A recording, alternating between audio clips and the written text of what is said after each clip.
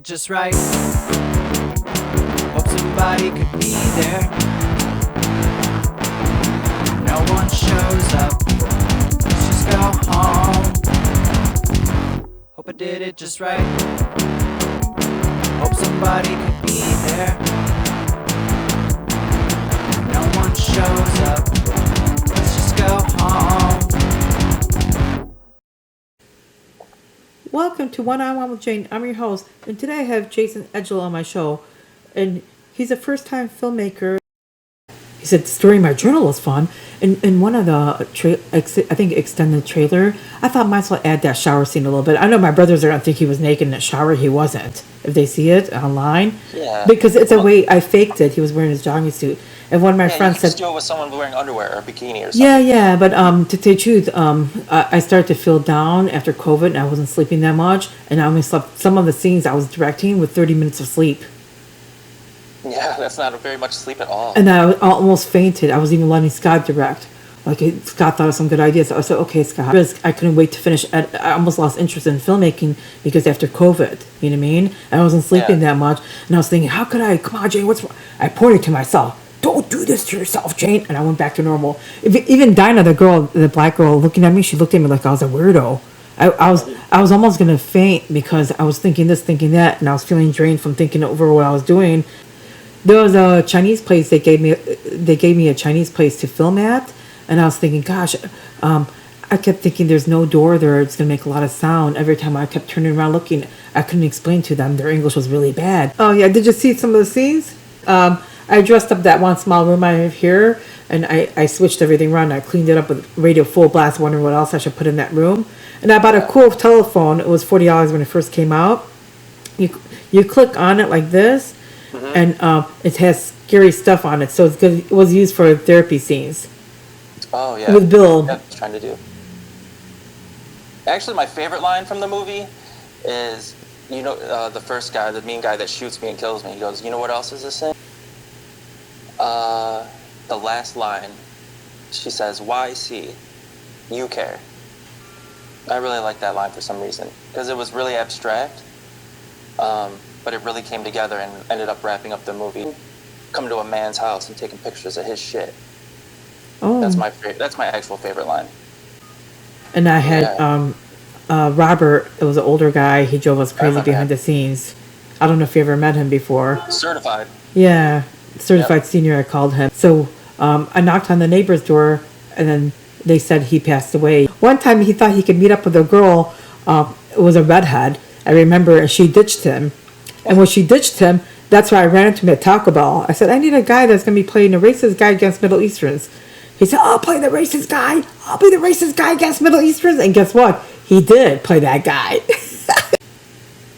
Oh, you're going to think it's crazy. I was just thinking back what he did. It was a blood scene, right? He cut blood up from his hand, and then he compared it to the blood that was made. He was always filming with cameras. I never really used cameras myself. I was just directing. So when I didn't have anyone to film, I started getting myself used to using cameras. Robert, he thought I'm gonna make you laugh. He thought he was Studley, and every time I started something, he thought it was his production.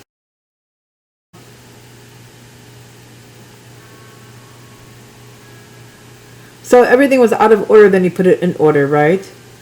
Yeah, because I just filmed all those characters over a 4 or 5 day span, out of order.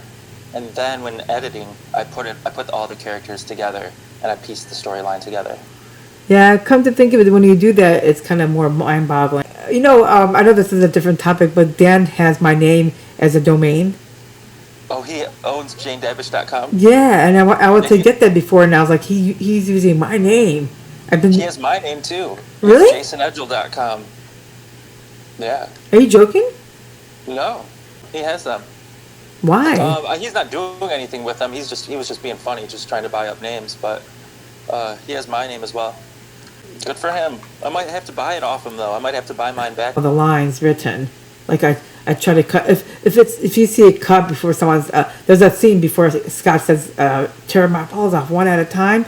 He went to therapy and I cut that line off of I think the extended version of it or the recent ones. The reason why, come to think of it, I'm trying to keep a little bit of it kind of clean cut. kind of. But the thing is, more people show up when they see any cuss words, like at the screening and stuff. Scott wants to Yeah. do it at a bar, so next May we're thinking about doing the screening. But Is there really a song called "Bending Over"? I remember that from. no, I think Is that just like a line from the play from the movie? this is what happened. Scott was getting hit on a lot, and I was getting hit on a lot. So Yeah. while that was happening, I was like, I wrote a lot of songs where a guy is singing it to a girl, and I wrote some songs where a girl's singing it to a guy, and I was thinking, oh my God, what am I going to do with all these songs? It's a funny thing. Everything was written before 10 a.m. I was writing, and I wrote it on my cell phone, and it was transferred to a computer. Then while I was standing up and running around, I was writing a crazy shower scene. I was looking at the mirror, acting like the guy, rah, flipping out. Thank you for being on One-on-One with Jane. Thank you for having me. Swear I choose what I can do.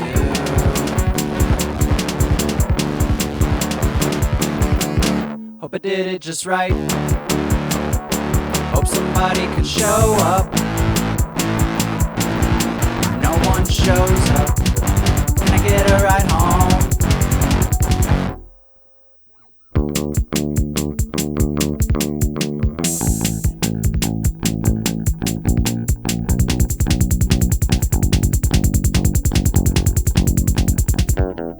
Moments where I choose what I can do. Welcome, Paul, to our first session.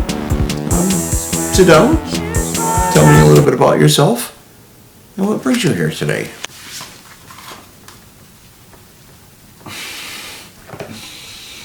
Hi, thank you, Dr. John. Okay, so all my life I've been teased by women, and then I started gardening and it got worse. I started dreaming about my exes, and now the other night I had this horrible nightmare where this bitch came up to me and tried to rip off my balls one at a time. Startled me. I woke up. I was born lucky, but I don't know what to do anymore.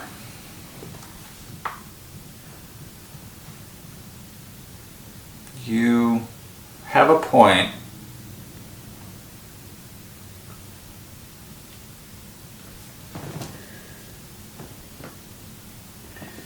I can't. No, I can't. I'm working on being with just one lady, and it's making me so antsy. And you haven't even seen how hot Natasha is.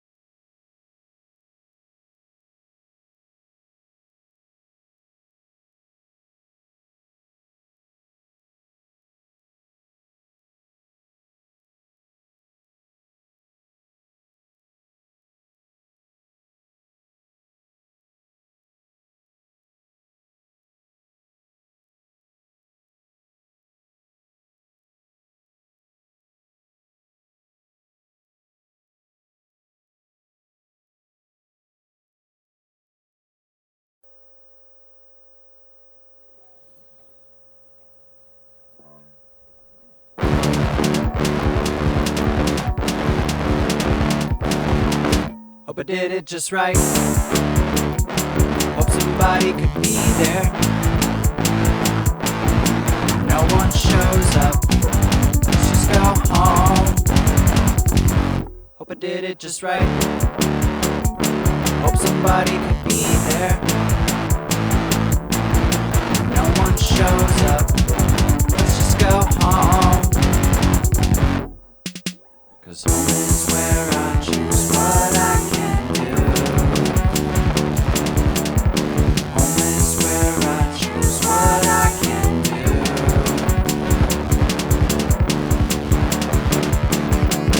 Hope I did it just right. Hope somebody could show up. No one shows up. Can I get a ride home?